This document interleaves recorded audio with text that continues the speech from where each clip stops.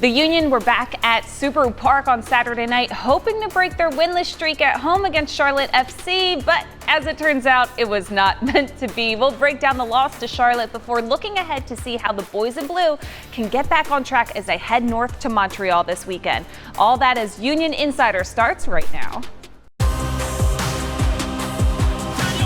Takes the strike on, and it's off the inside of the post. Up for the Argentine. Oh, brilliant! This is Martinez. Fires.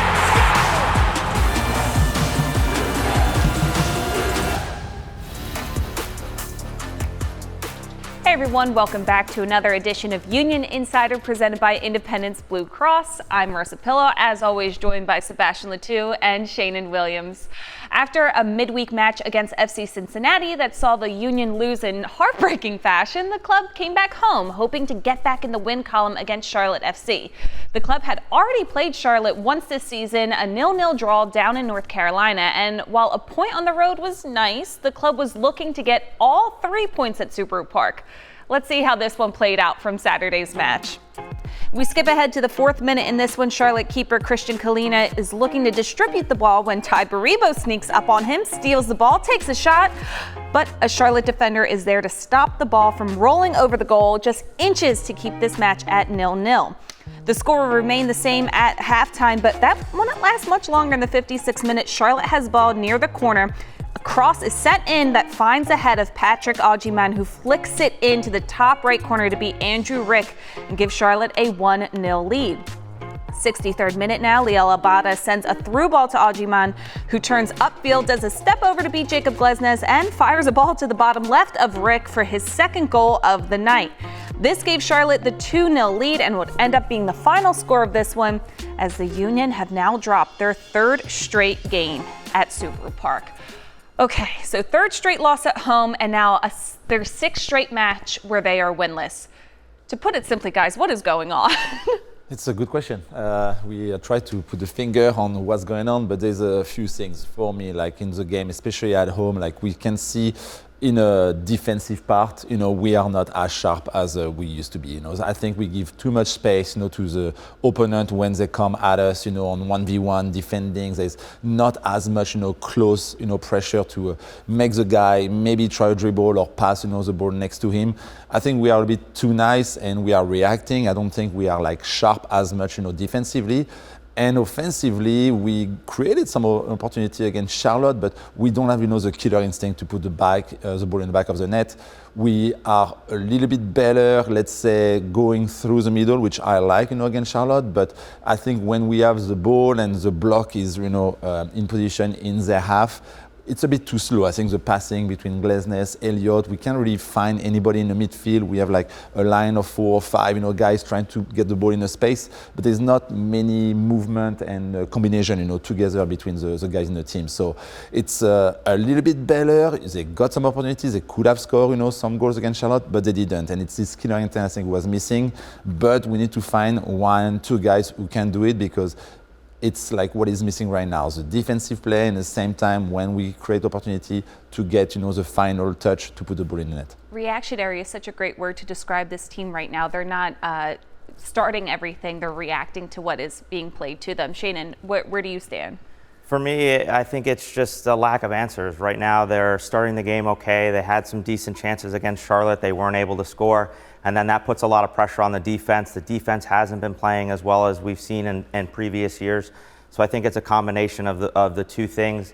I think in these last couple previous games, they've done a good job to create chances. And then when they don't finish, then they're getting hit on the counter.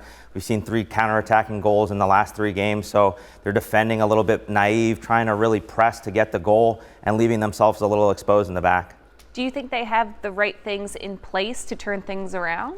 I think it's again to things around. For me, what really struck me, in the past 2 games, Cincinnati and Charlotte, it's a player like Baribo.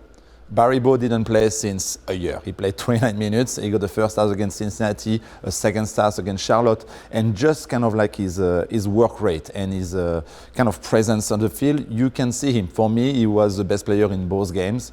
he did what he had to do. He played hard. He didn't really ask himself. I don't see him being scared. He almost, stole the ball from Kalina at the beginning of the game and, score on a mistake. But it's those type of things we are missing from everybody else on the team. I don't see anybody playing the same ways than they used to last year, the year before, without, kind of like being in their head or thinking that, if I do a mistake, we are going to lose the game, or I cannot go forward because maybe physically I don't feel as good. It's kind of a mentality thing. And with Barry Bow, you can see that, he's really taking his chance right now. He didn't play for a long time. Now it's like, it's my chance. I'm going to prove it to you. Score 2 goals against Cincinnati. He shouldn't maybe score 1 goal against Charlotte, but it's just the mentality I like about him. And I would love to see every player in a team, or even the young guys who come in. We saw Olney, coming into the game for 20 minutes, showing some stuff like that. The same for Raffanello, who has the chance to play. We need to see that. It's something I saw from Quinn Sullivan when he started to play, at the beginning of the year. But now he lost it. It's not here anymore. It's all about mentality, and they all need to look at themselves in the mirror and say, okay, what should I do to be, good at my position? Do the simple thing, and then the result will come. But I think there's too many kind of waving hand again, like thinking, I missed something. You are, heads down. It's always the next play, and they need to come back to that.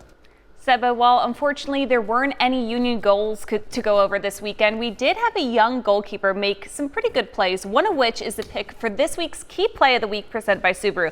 Sheanon is over at the video monitor to break down a great save from Andrew Rick.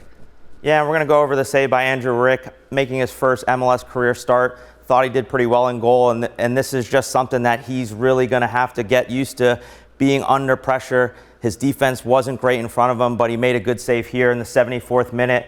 Comes off a turnover from the Union, and Charlotte doing a good job to then counterattack, seeing them get numbers around the ball, but just can't get it cleared. He makes a really good save after the player comes through and is in on goal, and then has the length to make another save there to tip it out for a corner. But the first save here is what's so impressive. Obviously, with the whole goal to aim at, does a good job to make himself big and then gets down for the save. So that's exactly what you want to see from him. I know he gave up 2 goals, but at the same time, he did what his job was, which was to keep themselves in the game. I thought he did that, even though the Union were down 2-0 at this point. Makes a huge save to hopefully get them to a comeback. They don't end up getting the goals, but again, this is a huge save and something that we can look forward to from the Union's now #1 goalkeeper, Andrew Rick. We've got more Union Insider for you in a bit, but first, here's your Union trivia question presented by United Concordia. 17-year-old CJ Olney made his Union debut on Saturday night against Charlotte FC, becoming the 6th player in Union history to debut before turning 18. Who are the other 5? Find the answer out later in the show. Welcome back to Union Insider presented by Independence Blue Cross. With this week being the last in June, Pride Month celebrations have been far and wide, including the Union's Pride Night for their match against Charlotte FC on Saturday. We wanted to join in on the fun as well, so here's a look at some local Philadelphia LGBTQ+ businesses describing their stories and what Pride means to them on this special edition of Union Roundup presented by Green Mountain Energy. It's all about love, right? It's about who we love. It's about how we love. Love unites is a pretty simple, bold statement. If you can just try and love and understand each other, if you can, it just brings everybody together, and it's such a better way to live. Hi, my name is Kyle Cuffy Scott. I am one of the co-owners of Darnell's Cakes. Hi, my name is Christopher Cirillo. I am the manager here at Philly AIDS Thrift at Giovanni's Room. We are the oldest continuously running queer bookstore in the country. We've been around 50 years. I'm Isaac Parker, my nickname's Zach. I opened the Igloo with Bill 13 years ago. I started Darnell's Cakes because my cousin unfortunately did pass away due to AIDS complications a little over 10 years ago. This passé was, 1, really rough, and 2, I kind of wanted to do something and never knew what I could do. But World AIDS Day came around in 2015, and I told myself, hey, let's do a small fundraiser and see, what could happen. Link with a local HIV and AIDS organization and, donate some money. Well, it was important for Philadelphia in general to have a queer bookstore. We offer a place for people to come and mingle, read about their history. They know that they can come here to find information about themselves, about different aspects of their transitioning and their process in coming out as a queer person. We both are a little bit older, and we know what it's like not to feel welcome in different places, whether it was just in our own heads or whether it was in the reality of the world. But we never wanted to make anybody else feel that way. So we wanted to create a place where everybody would feel comfortable and at home, and that's certainly what we're trying to do here. So we support the LGBTQ+ community by basically making sure that they're getting tested. We just want everybody to feel, welcome, accepted, and, make sure they know their status. We are open to having conversations with our customers. We might have a parent come in whose child has just come out and they need resources, or they just haven't really been around other queer people. So it's an opportunity for us to show the world who we are, and how we are in the world.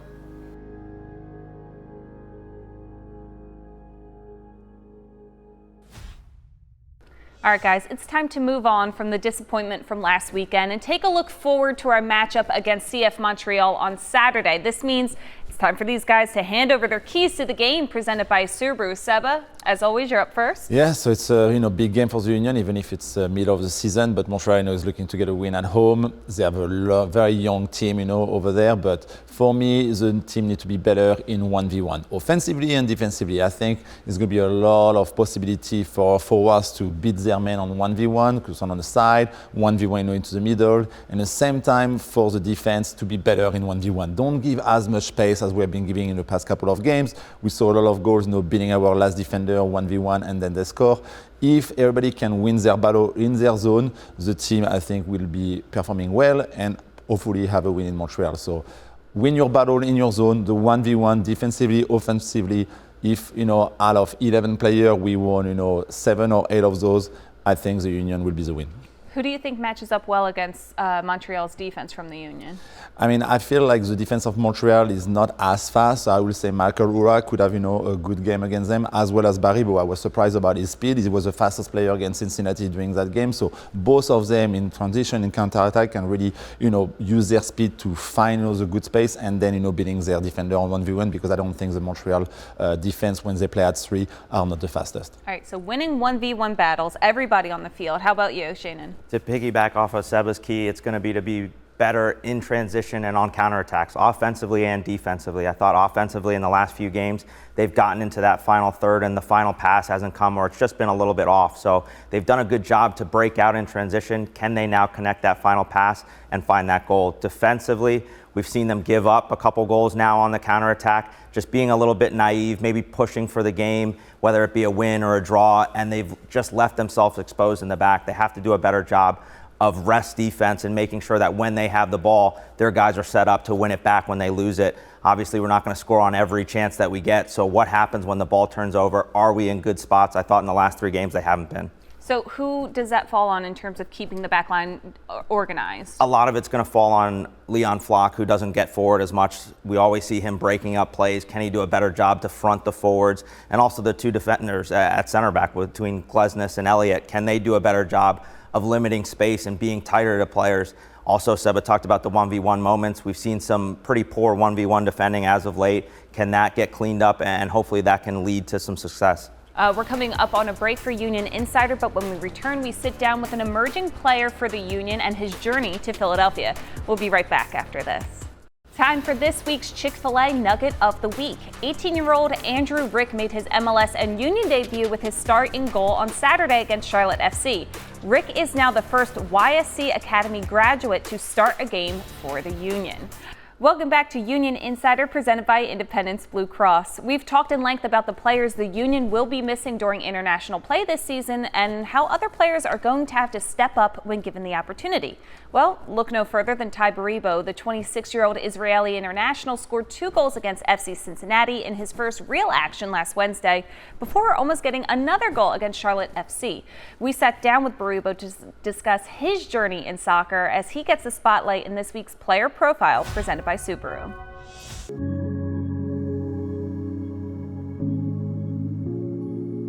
I got into soccer because of my brother. He started to play when I was 3 years old.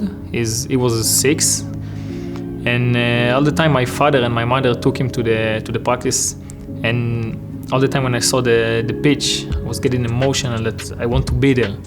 So actually I started to play because of him. Now we don't play, but I continue to play.